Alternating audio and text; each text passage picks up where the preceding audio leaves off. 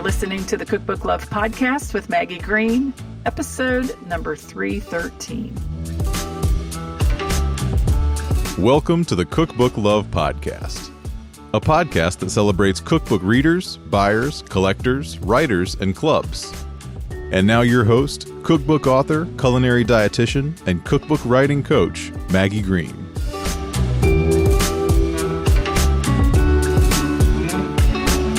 Hi, everybody. Welcome back to another episode of the Cookbook Love Podcast. How's everybody doing today? I have to tell you, here we are at the end of August, having a really nice, hot summer Kentucky week, enjoying my walks in the morning, and our tomato plants and basil that I have in pots on our patio are being rather prolific, and enjoying cooking a lot of things with those two ingredients here as we head into the beginning of September. I think it's kind of funny that Starbucks decided to release their pumpkin spice lattes, I think last week.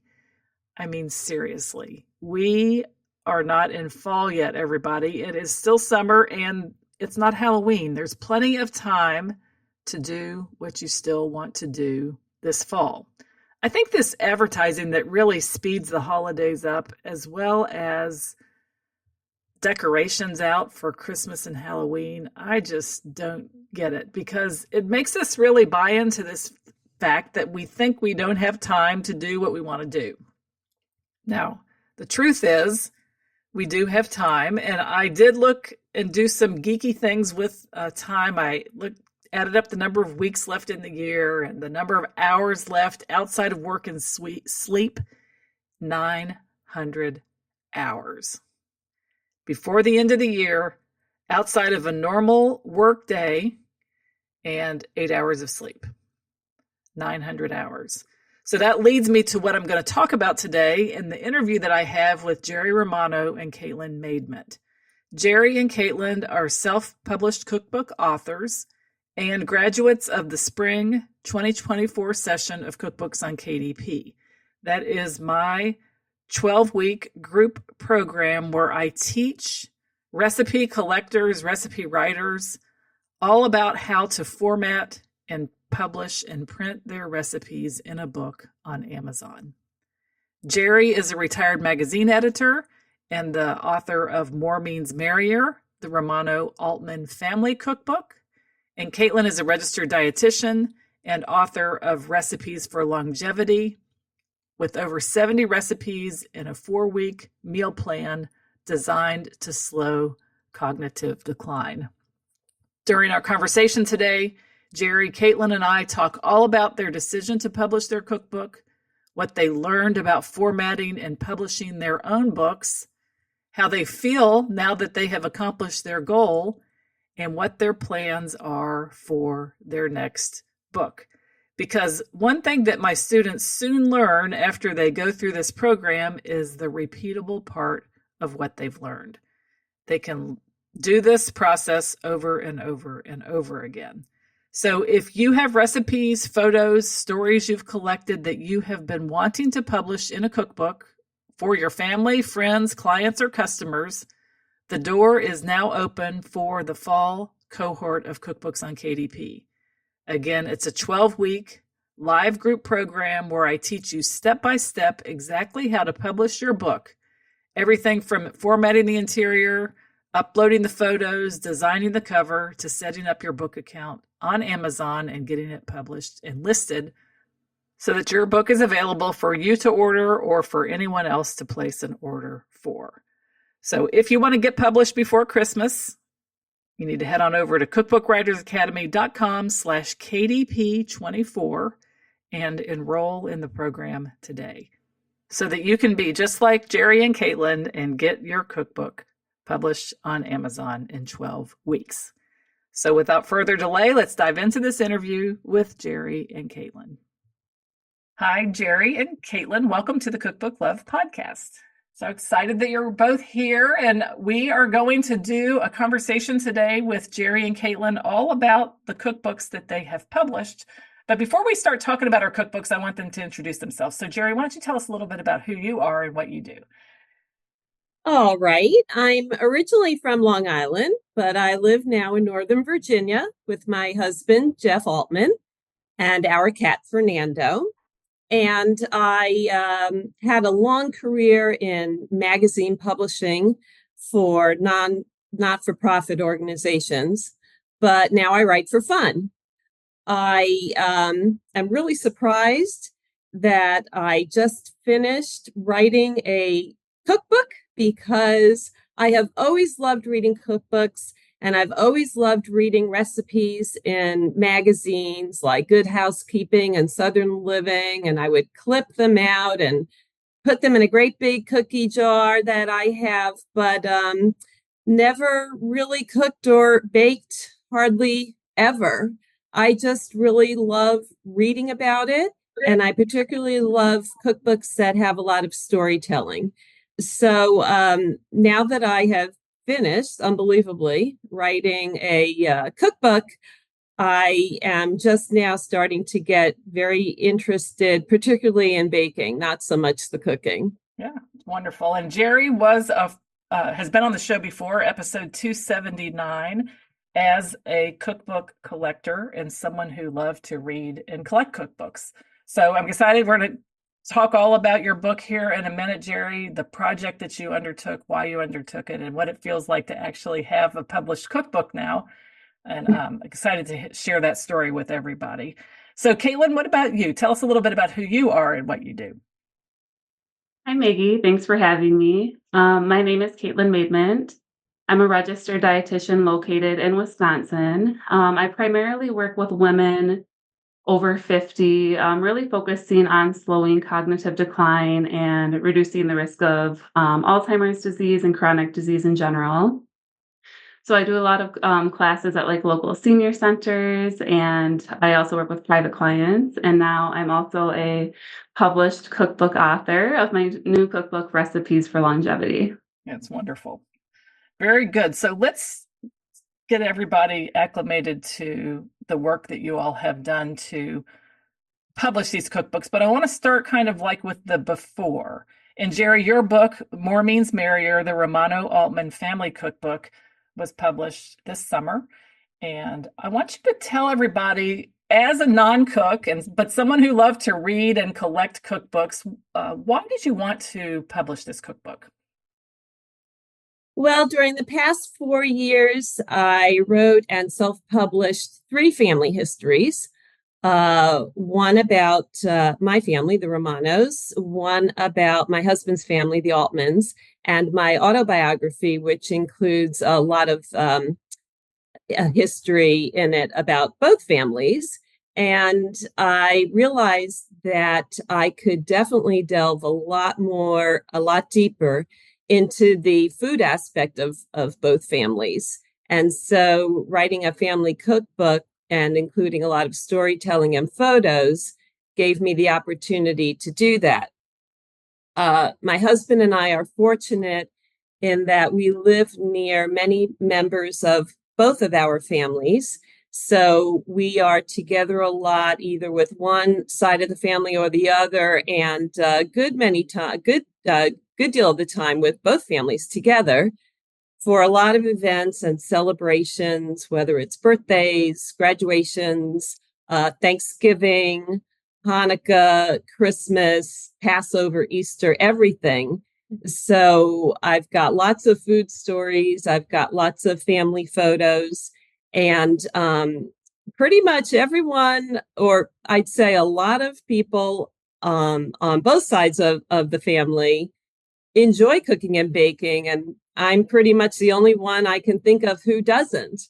So I thought, well, let's put our talents together. It's an opportunity to create, yet another historical document to pass down to future generations about our family. And I could blend my love of family history and my passion and my skill in writing with contributions from both members, both sides of the family, both local and long distance, by collecting their recipes.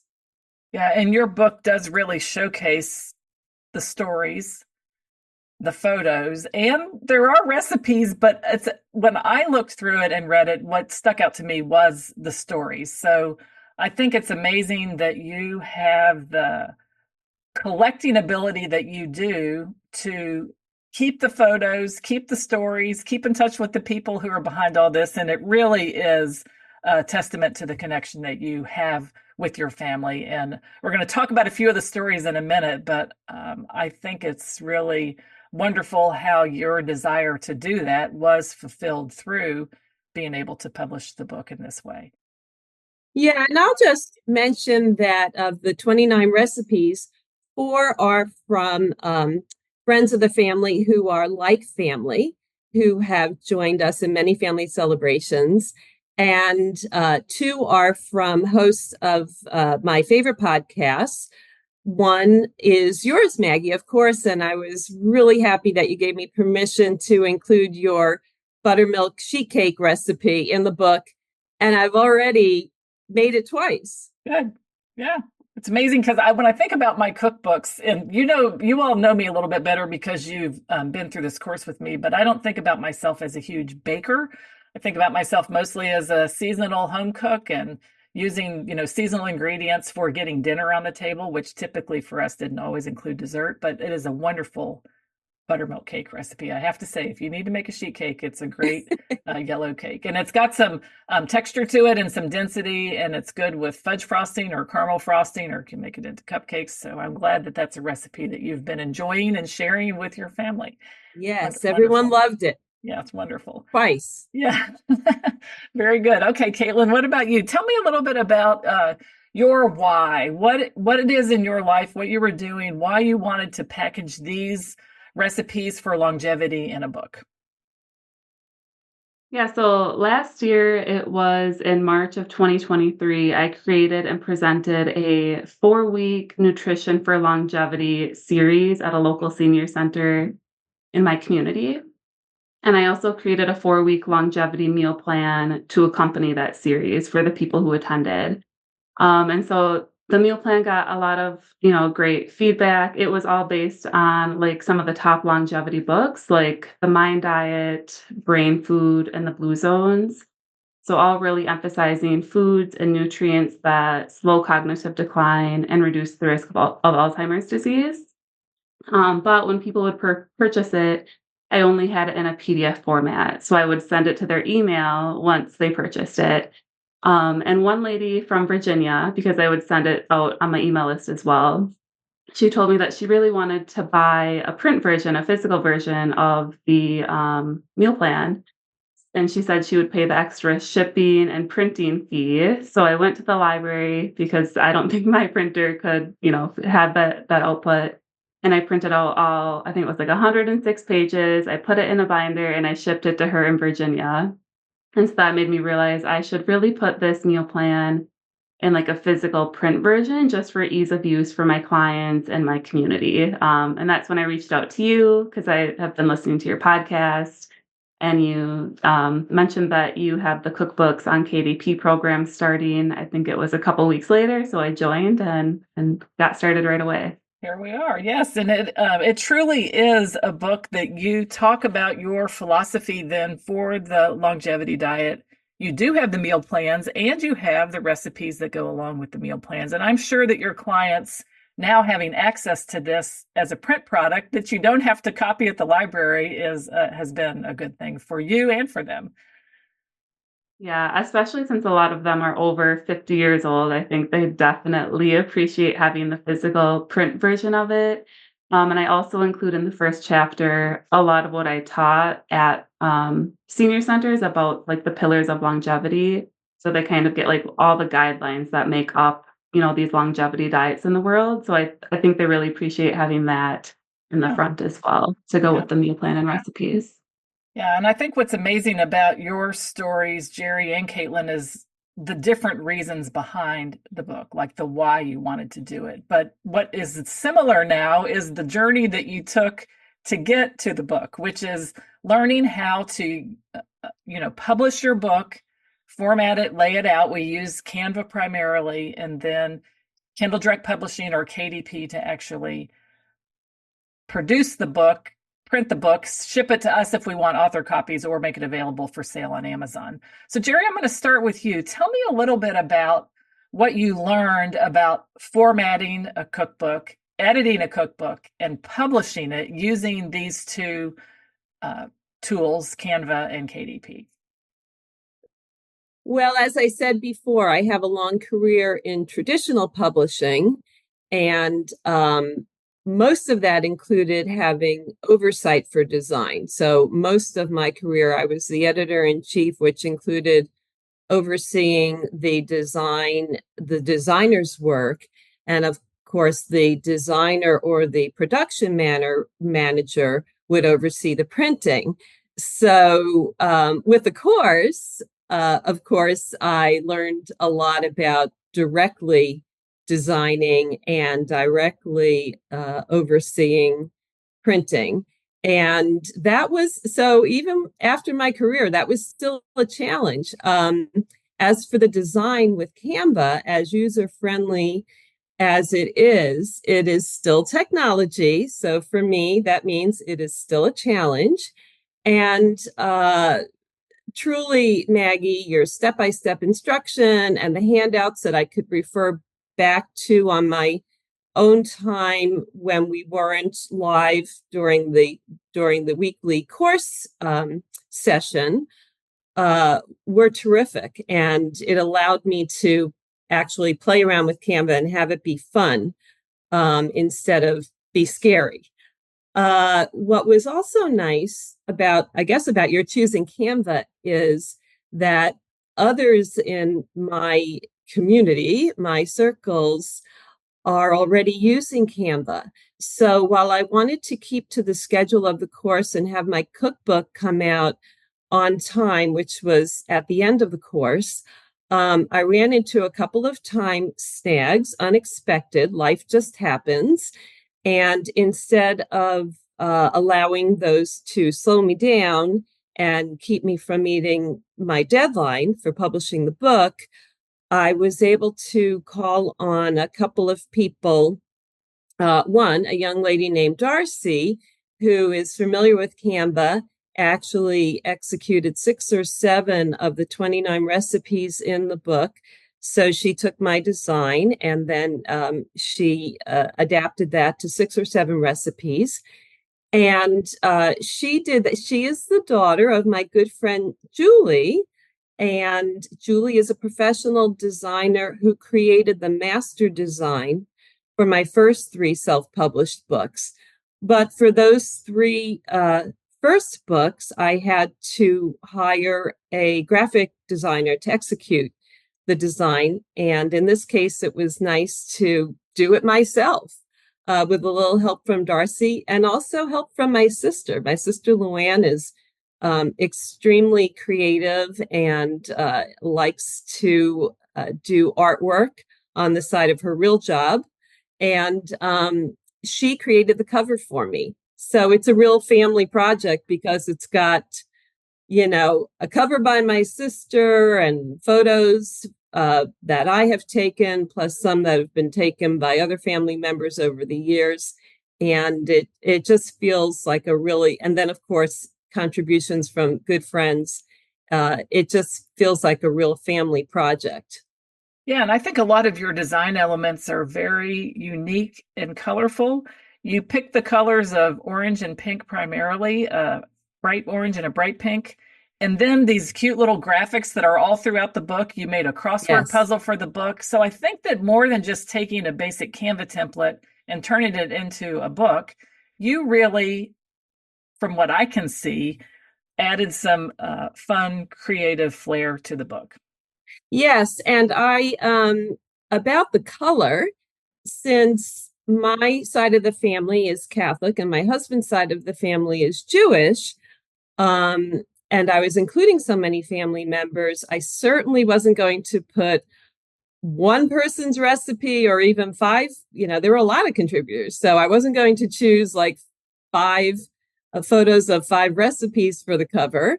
And I wasn't going to do anything with blue that would make it look like Hanukkah or with red and green that would make it look like Christmas.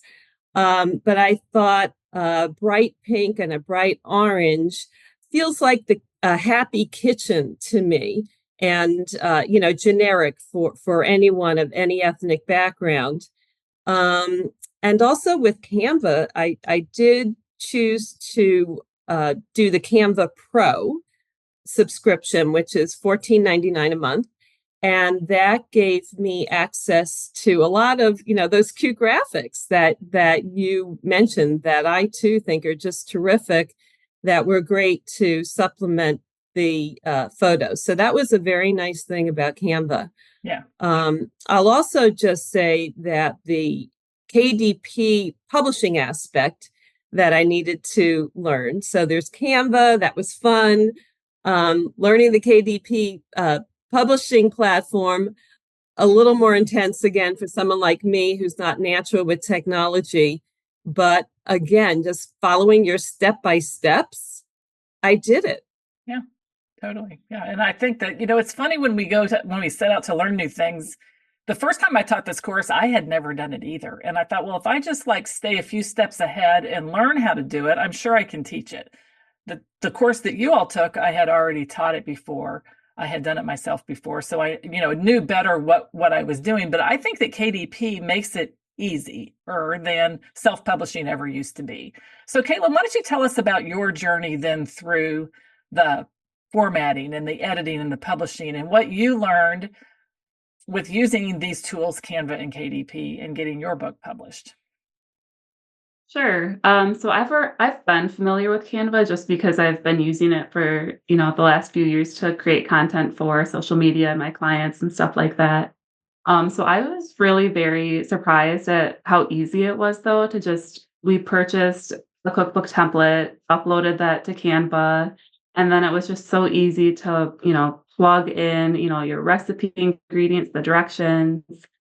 A lot of my photos are from Canva. I took at least half of them, but it was nice that we were able to also use elements from Canva. So that made it very easy and kind of seamless. As far as editing, I did have an intern who helped with the editing, so that was very helpful.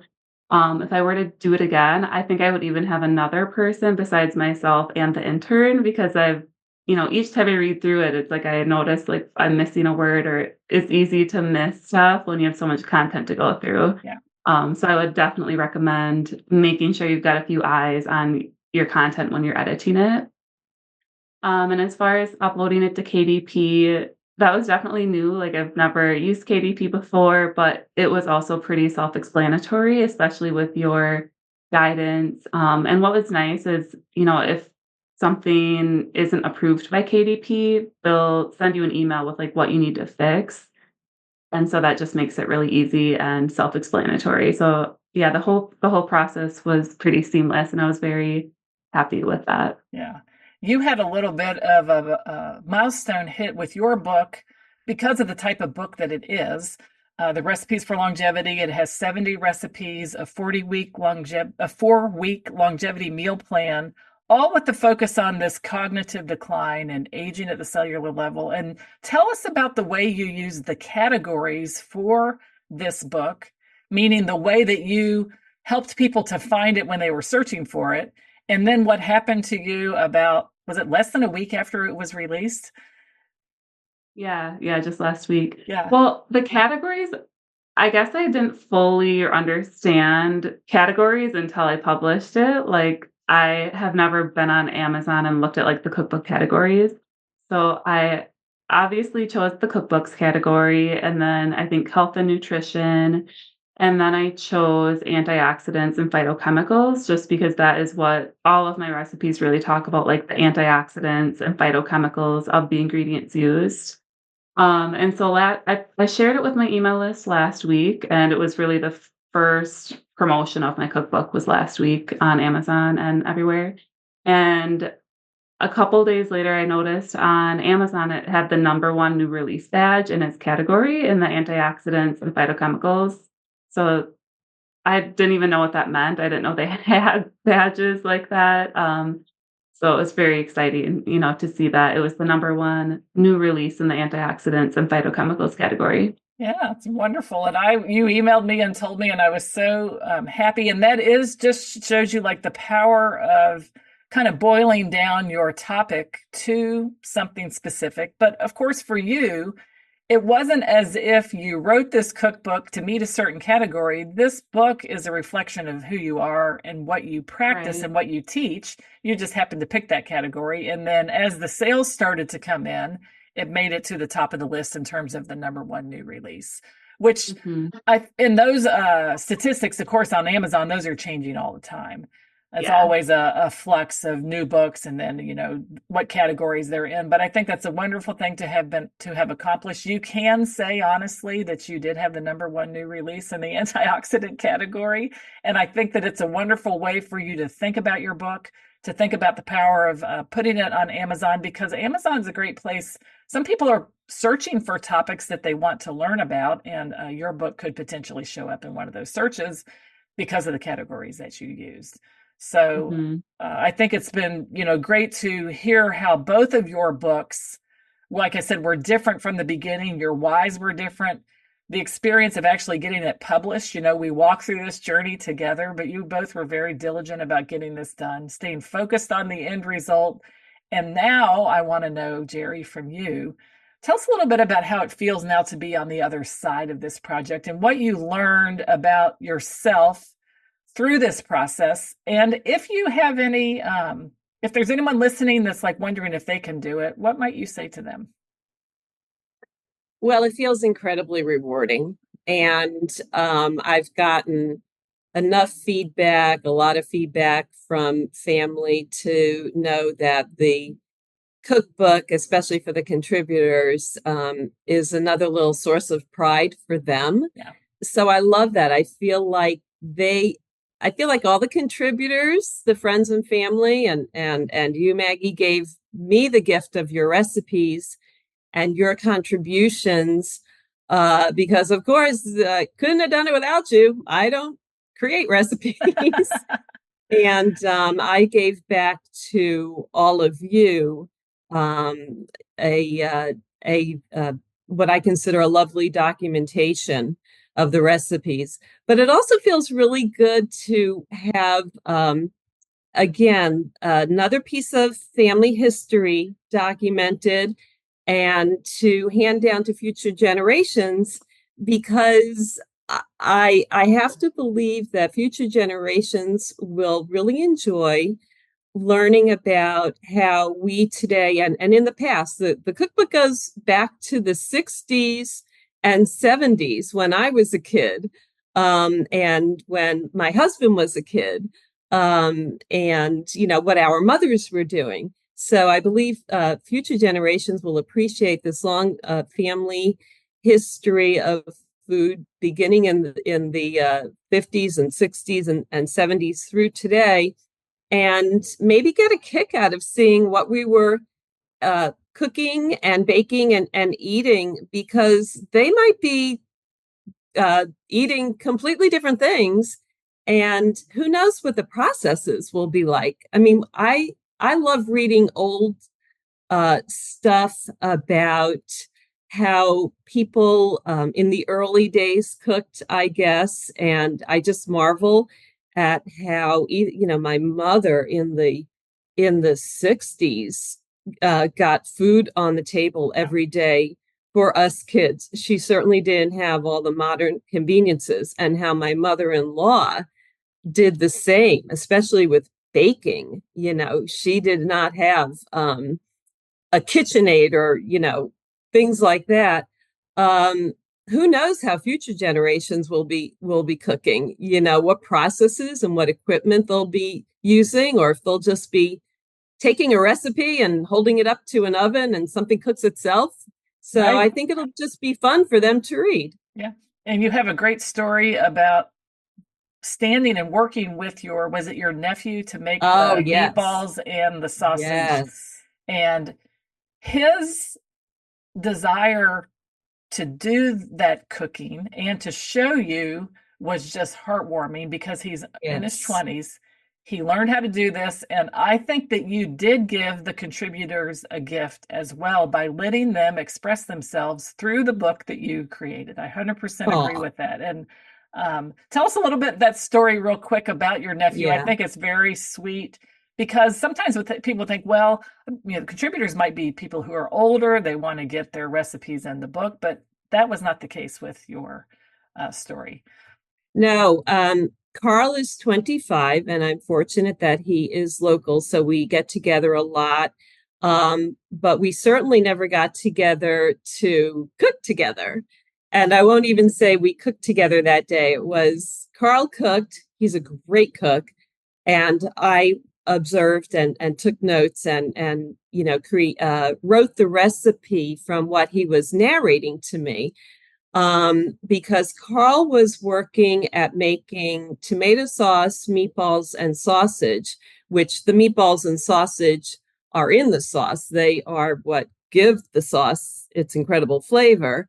But he was working from his memory of how my mother did that. When he was a teenager, he was watching my mother several times. It's the old story, the old Italian cook, just a little bit of this, a little bit of that, never wrote anything down. And he observed and memorized, as I said. And then I was able to watch him. It was so heartwarming because his results, first of all, his passion matched my mother's.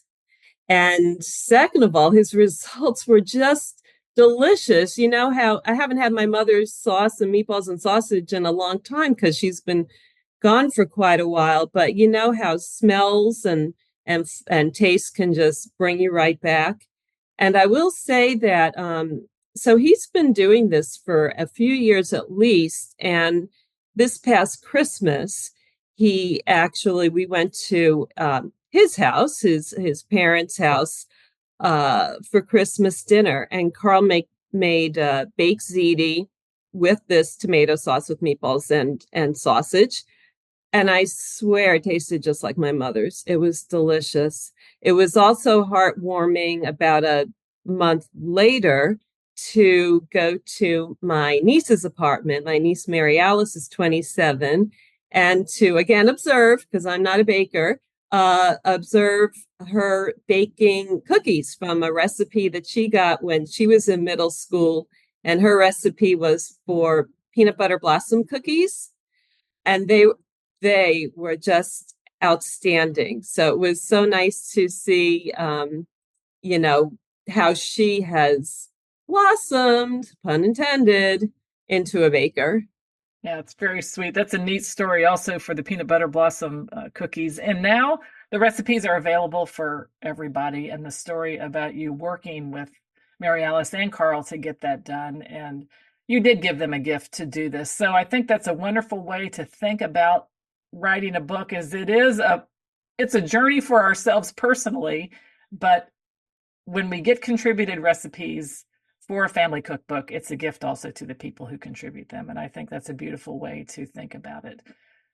What about you, Katelin? Your journey, your goals, what you learned about yourself during the process, because your book was for your clients and for people who maybe you haven't even met, to package all of this knowledge that you have into something that you can give to them. Tell us a little bit about how that feels.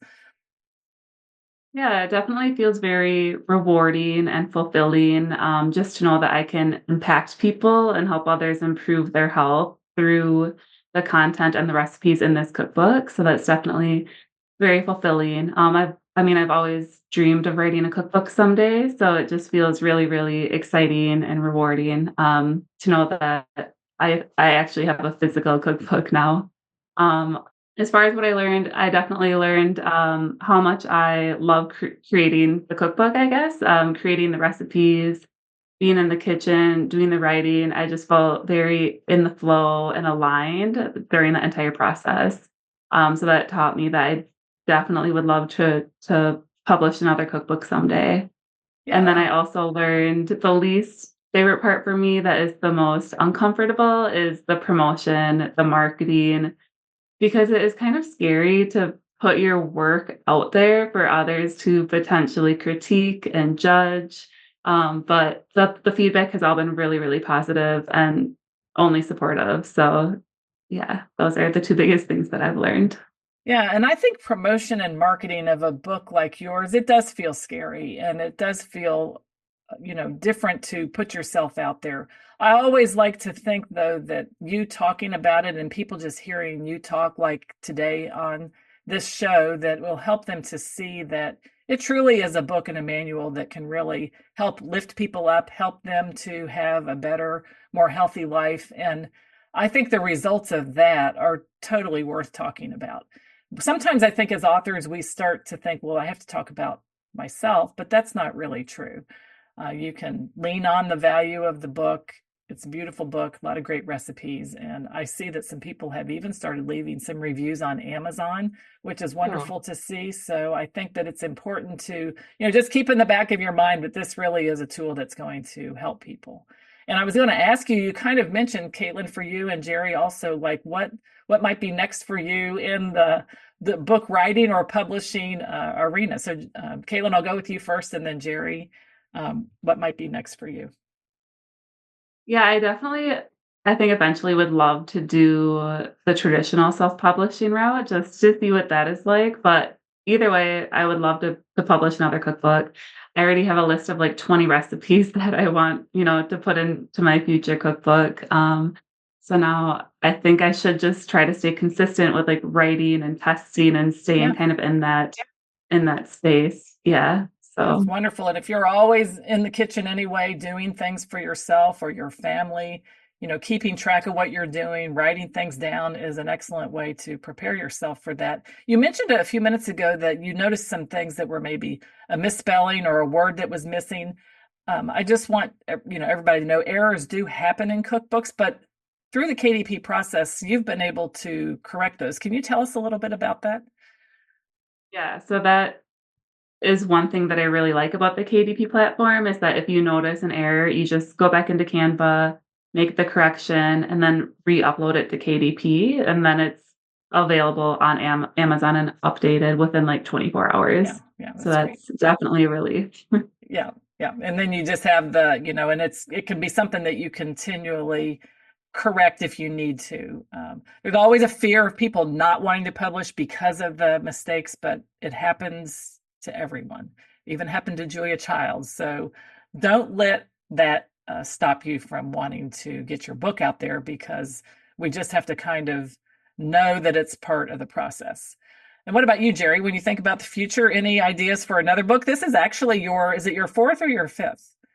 My fourth. Your fourth, yeah. And I could definitely do a second family cookbook, because while I was loving all of the enthusiasm from all of the contributors, I had to put a stop so that I could complete the cookbook. I had, for example, my sister-in-law, Karen, in California, she just cooks and bakes so much. And her husband, my brother-in-law, Donald, just, kept texting me, Karen's cooking again. Here, look at what Karen's making.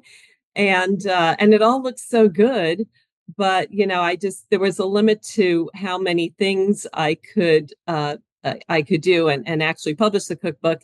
And my sister-in-law, Barb, too, in Chicago, she loves to cook and bake. And one of her text messages said something like, oh, I have hundreds of recipes to send you. I was like, no, please don't send me hundreds. I can't handle them. So yes, I could definitely do more. I was fortunate in that the only guidance I gave, I sent one email to everyone in the family on both sides at the beginning of this process and just said, send me favorite recipes. I sent it at the end of October and mentioned Hanukkah is coming up and Thanksgiving and Christmas. So now's the time to be thinking about that. You'll be thinking about your holiday recipes. So, it'd be great if you could send me special recipes that you make traditionally for the holidays. And miraculously, I came up with a good mix of desserts and main dishes and side dishes and breads and appetizers, because I didn't know if I was going to get all desserts or what. But as much fun as it was, and it was just also so rewarding working so closely with members of the family, again, like I did with the 3 earlier books. I think my next book will have to be about cats. So and it will be family cats, another family book. I am a cat mom, and but it won't just be about Fernando and my 2 previous cats. I want it to be about all of the cats, past and present, on both sides of the family and among friends. And the working title I have is Right Brain, Left Brain, Cat Brain. And I will once again, the process you taught us is repeatable. 100%. You can do it exactly like we did. You can even vary the size if you want to. Like if you think about the trim size of the book, that you can look for templates that would be a different size. You can keep it the same, but this is definitely a repeatable process. Yes, and I can go back to the archived sessions. Yep. And the checklist. Yep. And Canva, what I learned from Canva, and I do want to repeat it while it still feels like it's fresh in my brain. Yeah. So I think I will do the cat book next year. And then for the next year, a second family cookbook. Wonderful. So Katelin, if there's anyone listening that is thinking, maybe I should do a family book, maybe a dietitian should do one for my practice, or people who are food bloggers that have recipes available and photos available, someone's thinking, maybe I should do this, what would you say to them? I would say definitely go for it. The process was so much quicker than I thought it would be. I talked to someone over the weekend and they were like, how long did it take you to write the cookbook? 5 years? Like, a lot of people think that it takes a lot longer. So it's just surprising that it can be done in as little as, 3 to 5 months. Yeah. And I think too, just staying connected to like your why and your intention, like that really helped me get it out there and publish it and promote it and spread the word about it. Just staying connected to the why and your intention with the project. Yeah, wonderful. And what about you, Gerry? What would you tell anyone who's listening? Do it, because there's no time like the present. I personally just don't know anyone who doesn't love hearing family history, looking back at old photos, get it all together in one place, because, when you want to share photos in particular, many times don't do that at family gatherings because it's, pulling out old dusty books and stuff. So this cookbook gave me an opportunity to put highlights in one compact book. And then as far as recipes, well, doesn't everyone love to share recipes? And you get like scraps of, you go to a family dinner and, oh, that food is delicious. How did you make it? And then you might get an email from your sister-in-law, or you might write down something from your brother on a scrap of paper. I mean, it really pulls it all together in one compact place. And if it just winds up being a coffee table book instead of a book that you actually use, well, I can't think of a better coffee table book, especially in the kitchen, on the kitchen coffee table, than a family cookbook.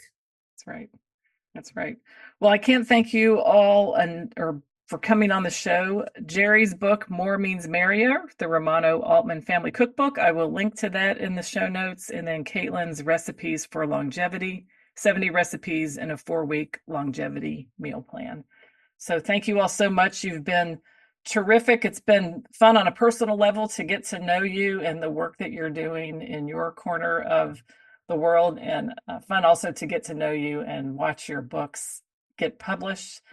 Very rewarding from just an all-around perspective, and also the value of meeting you through this podcast. And now here you are on the podcast talking about your books. So I wish you both nothing but joy, happiness, and success with your books. And again, thank you so much for coming on the show. Thank you. Thank you, Maggie. Thank you so much for joining us today for this episode of the Cookbook Love podcast. Again, all the links can be found in the show notes at www.cookbooklove.co. And if you are interested in writing a cookbook of your own, please check out the free cookbook writing masterclass called How to Get Paid to Write a Cookbook. It is designed specifically for food or nutrition experts, and you can check that out at www.cookbookwritersacademy.com/free. So that's it for today's episode of the Cookbook Love podcast. This is your host, Maggie Green. And until next time, have a great day and keep loving your cookbooks. Thanks for listening to the Cookbook Love podcast. You can find out more information at www.cookbooklove.co.